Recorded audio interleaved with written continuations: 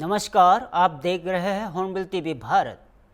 दिल्ली में आयोजित दिल्ली रक्षा संवाद 2025 में थल सेनाध्यक्ष जनरल उपेंद्र द्विवेदी ने युद्ध के बदलते स्वरूप और भविष्य की चुनौतियों पर विस्तार से चर्चा की। उन्होंने कहा है कि आने वाले समय में युद्ध केवल सीमाओं तक सीमित नहीं रहेगी, बल्कि यहाँ निरंतर संघर्ष और प्रतिस्पर्धा का दौर होगा। मनोहर पर्रिकर रक्षा अध्ययन और विश्लेषण संस्थान में आयोजित दिल्ली रक्षा संवाद 2025 में थल सेनाध्यक्ष जनरल उपेंद्र द्विवेदी ने कहा है कि भविष्य में युद्ध क्षेत्रों में निरंतर संघर्ष और प्रतिस्पर्धा देखने को मिलेगी। उन्होंने कहा है कि अब दीर्घकालिक शांति का युग घटता जा रहा है और जबकि बहु क्षेत्रीय और जटिल संघर्ष बढ़ रहे हैं। As the future battlefield is concerned, is the era of jostling and competition. The long peace is declining and comprehensive conflicts are on the rise. Means technology is going galore. Means wherever you want, you can use the technology today. Over 50 ongoing conflicts and more than 100 nations. I used to call it 90, but I was corrected, it's more than 100 now. And Ukraine battlefield, especially we are watching closely because it is the living lab in terms of the conditions what we are having along our borders. So drones are stalking the armor columns, EW is jamming the radios, precision fires are reaching much beyond 100 kilometers range, info campaigns win wars even before a single shell lands. So if these are the situation we are facing, I'll just give out 3 Ds which are changing the war scenario today. Firstly, the democratization, that is the newest technology coming in, and has already been brought out that the platform alone is not relevant. It has to have number of layers supported by this democratized phenomena, that is AI, quantum, robotics, auto system, DEW, that is direct energy weapons, cyber tools, etc. Especially in the gray zone, these play a very important role. So the platforms may be there for a conventional when you have a contact and kinetic battle. But what happens to the other 3 quadrants? Who fights these battles? So these are the new players who have come in now. Diffuse, geographically independent but dependent. I'll explain it later. Demography, you have citizen soldiers, you have guardian force, you have merchants who are playing both sides and maybe selling the equipment to both sides to orchestrate the war or facilitate the war.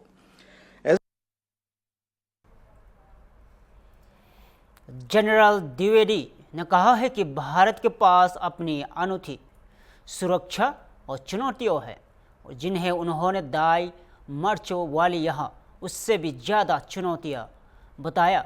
उन्होंने कहा है कि यहाँ जरूरी नहीं है कि नई तकनीकों को युद्ध की 5 पीढ़ियों के मौजूदा ढांचे में प्रभावी रूप से एकीकृत किया जाए।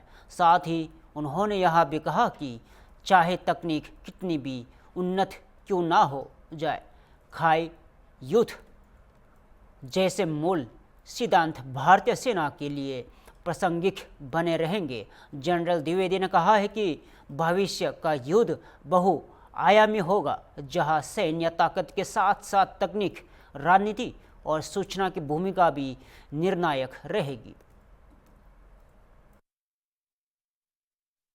As we look at the Indian context, if I have to look into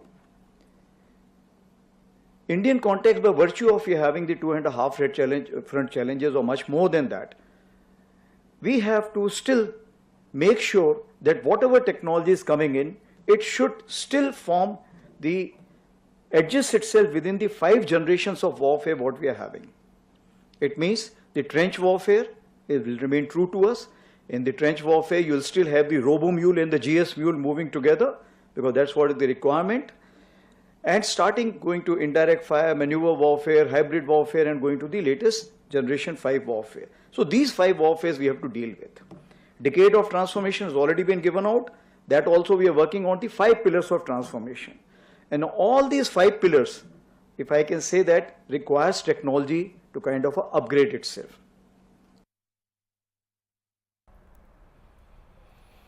Bhopal में आज मुख्यमंत्री डॉक्टर मोहन यादव ने कहा है कि जनजातीय वर्ग हमारी संस्कृति की आत्मा है।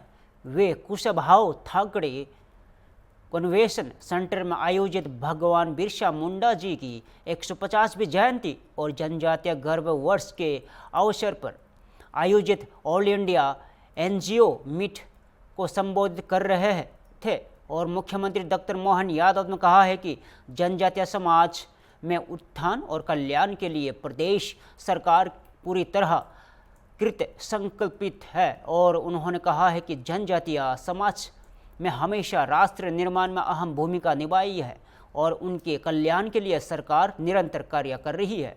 मुख्यमंत्री ने कहा है कि भगवान बिरसा मुंडा जैसे जन नायकों की जयंती केवल स्मरण का अवसर नहीं बल्कि उनके आदर्शों को जन जन तक पहुंचाने का संकल्प है।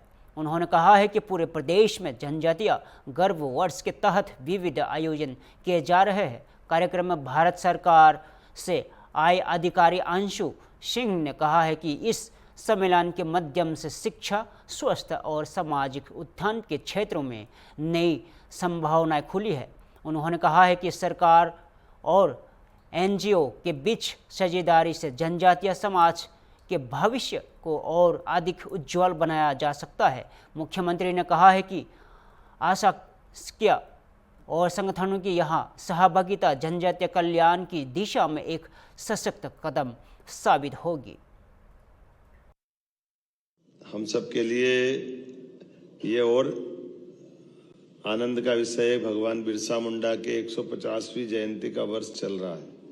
ऐसे में देश और प्रदेश दोनों सरकारों यशस्वी प्रधानमंत्री के नेतृत्व में पूरे आयोजन को सूत्रबद्ध रूप से बहुत अलग प्रकार से लेकिन इफेक्टिव तरीके से मनाने के लिए कृत संकल्पित है। और ऐसे में एनजीओ जो अलग अलग हमारे देश भर में प्रदेश में काम कर रहे हैं उनका आकर के एकत्र होना और दिन भर विचार मंथन करना। मैं कुंभ की नगरी उज्जैन से आता हूँ, मुझे मालूम है कि वो हमारा अमृत मंथन का हजारों लाखों साल पुराना वो घटनाक्रम, उस घटनाक्रम में बाकी सारी बातों में न जाते हुए लेकिन मंथन से तो हमको मालूम नवनीत निकलता, मक्खन निकलता है। तो आपके सबके बैठने से, विचारों के प्रवाह से, अपने अपने अनुभव से, अलग अलग सत्रों में जिस प्रकार से आप एकत्र आए हैं, आपकी आज का यहाँ आना दुनिया के अंदर कितने होंगे मुझे नहीं मालूम, लेकिन जनजाति वर्ग की सबसे बड़ी आबादी देश में कहीं संख्यात्मक से कहीं से है, तो मुझे गर्व है वो मध्य प्रदेश उनका अपना घर है, जिसके कारण से हमारे लिए वो भोले भाले भले अपनी मस्ती के साथ जीने वाले इस संसार के उथल पुथल से अलग हट कर के अल्हड़ मस्ताले लेकिन अपनी संस्कृति के प्रेम के साथ ओतप्रोत होकर के जीवन की सभी चुनौतियों से मुकाबला करते हुए जिस ढंग से जनजाति वर्ग के लोग जीते हैं, वाकई वो अद्भुत है हमारे जनजाति वर्ग के कल्याण के लिए। इसलिए सरकार को ले जा करके हम भी नीचे उतार करके उनके साथ कदम से कदम मिलकर चलने के लिए तैयार है।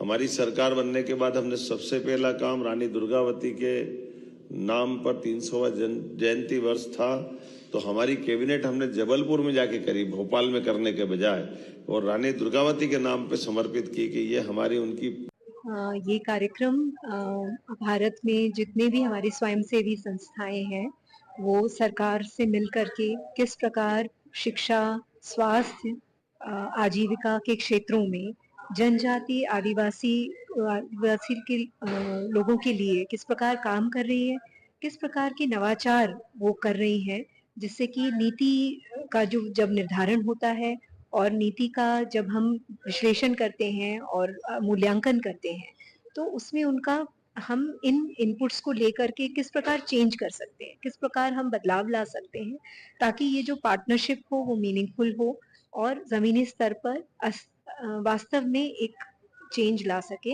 एक नया उपयोग ला सके। मध्य प्रदेश में आप आई हैं जी, क्योंकि आप नई दिल्ली से हैं, जी। जानकारी मिला, तो क्या यहाँ पे आपको आने के बाद और इस कार्यक्रम को देखने के बाद क्या लग रहा है?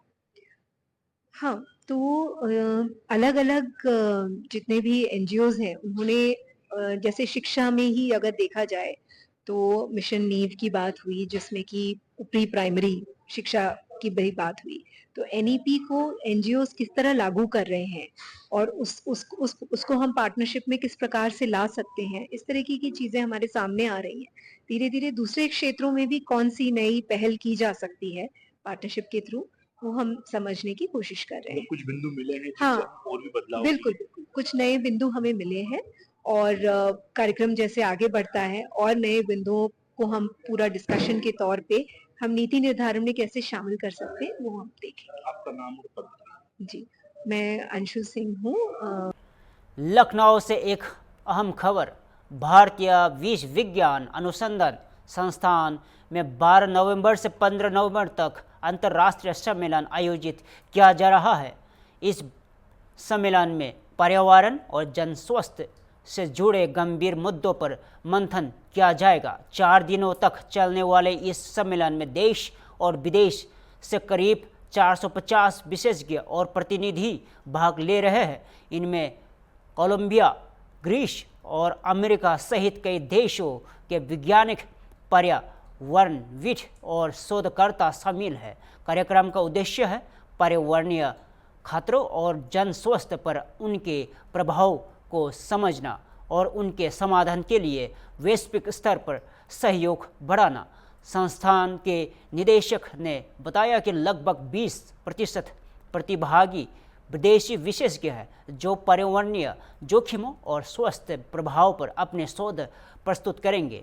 यहाँ सम्मेलन पर्यावरण संस्थान संरक्षण और जन स्वास्थ्य सुरक्षा के क्षेत्र में नई दिशा देने वाला साबित हो सकता है। लखनऊ से यह आयोजन न सिर्फ राष्ट्रीय बल्कि अंतर्राष्ट्रीय स्तर पर सहयोग और नवाचार की दिशा में एक महत्वपूर्ण कदम माना जा रहा है।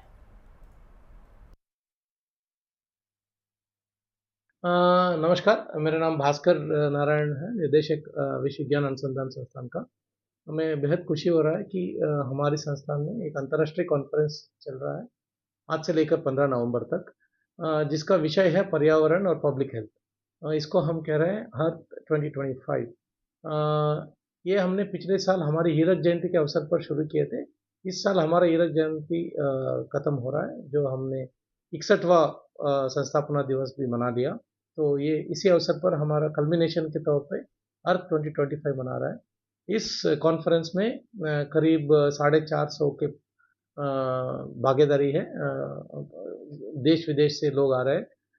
करीब 20% लोग जो इनवाइटेड स्पीकर्स है वो उसमें वो विदेश से आ रहे हैं, यूएसए, कोलंबिया, ग्रीस, अलग अलग देश से आ रहे हैं।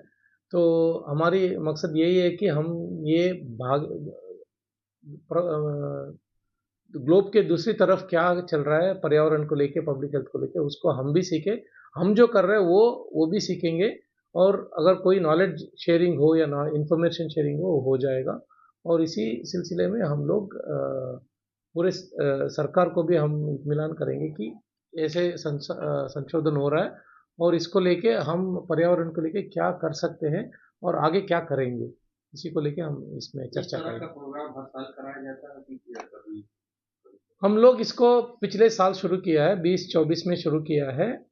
हमारी मंशा यही है कि ये हर साल चले, ताकि हमको विज्ञान में जो भी उपलब्धियां हो रहा है उसके बारे में चर्चा हो और उसको हम देश के तौर पे या संस्थान के तौर पे अडॉप्ट करें और हम भी आगे बढ़े और विदेश मतलब किसी दूसरे कंट्री को भी आगे करने के लिए हम लोग सहायता दें। क्या नाम है आपका? जी, मेरा नाम भास्कर नारायण है, निदेशक विश्व विज्ञान अनुसंधान संस्थान। लखनऊ से बड़ी खबर।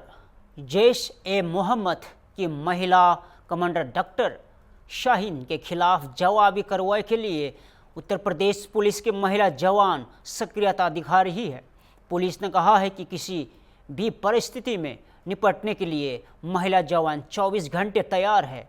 पहलगाम आतंकी घटना के बाद जब देश की जंबाज बेटियों ने सवा कदम उठाया था, उसी हौसले को देखते हुए अब उत्तर प्रदेश पुलिस की महिला इकाइयों को विशेष रूप से तैयार किया जा रहा है। मुख्य शहर थाने और महानगर थाने की महिला टीमों ने आधुनिक प्रशिक्षण पूरा किया और उनकी हथियार हैंडलिंग तथा स्किल्स का परीक्षण किया गया है। और पुलिस सूत्र का कहना है कि महिला जवानों को ऐसे मामलों से निपटने के लिए प्रशिक्षित किया जा रहा है ताकि वे किसी भी चुनौती का सामना आत्मविश्वास के साथ कर सके। इन तैयारियों में फील्ड ड्रिल और स्थिति जन्य प्रशिक्षण और सुरक्षात्मक रणनीतियों का अभ्यास कराया गया और ताकि किसी भी आपात स्थिति में त्वरित और संगठित प्रतिक्रिया मिल सके। महिला जवानों ने खुद कहा है कि वे आतंकवादियों से लड़ने और नागरिकों की सुरक्षा सुनिश्चित करने के लिए 24 घंटे तैयार है। पुलिस का यह स्पष्ट संदेश है कि सुरक्षा और जवाबदेही दोनों हमारी प्राथमिकताएं हैं।